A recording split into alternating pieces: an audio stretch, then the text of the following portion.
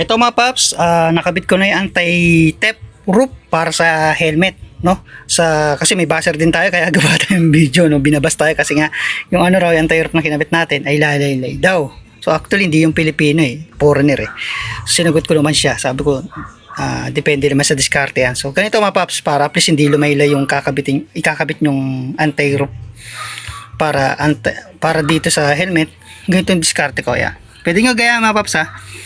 Yan, kinabit ko siya dyan, tapos naglagay ko ng cable tie. Okay? Tapos, yung ni-modify ko, yung sabitan. Kasi kung dito lang kayo aasa at wala din nyo lalagyan ng washer at tornilyo, dudulas lang din yung yung nilagay ng anti-roof, matatanggal din at nakalaylay pa.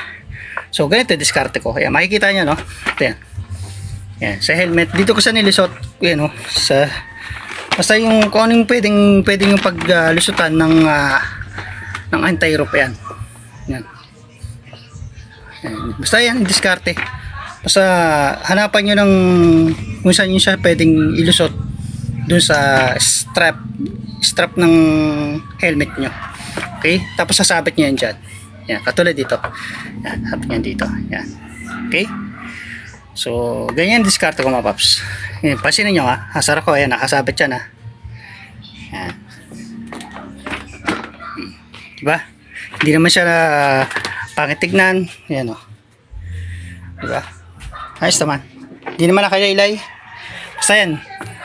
Hanap lang kayo ng yung pagsusuksukan ng anti-theft proof sa strap ng helmet nyo.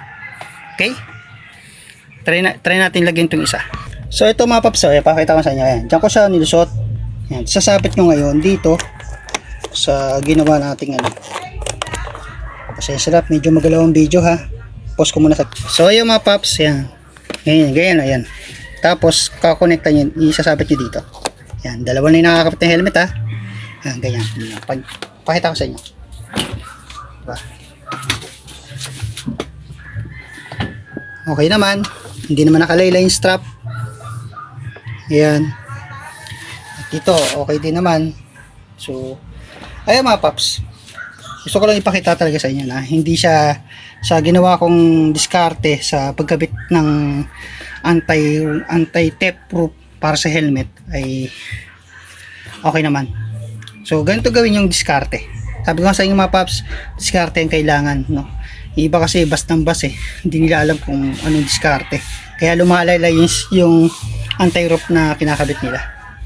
So yun lang mga paps, no? Ayan, pakita ko ulit sa inyo kung paano ko siya, kung saan sa nakakabit.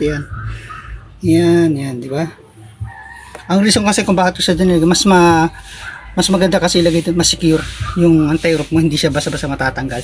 Tapos naglagay ka ng washer ng tornilyo doon sa sabitan para di dumulas, para sasangga yung nasangga, di ba?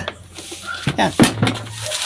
So ilo mga paps, yung tips ko sa pagkabit ng anti-roof na para sa helmet. So yun lang, kung sa mga gustong bumili ng ganitong anti-theft proof para sa helmet, share ko lang yung link dun sa description. Maraming salamat mga paps, maraming salamat sa suporta nyo. Maraming safe lagi, salamat sa panonood nyo at sa suporta nyo. Bye bye, peace out.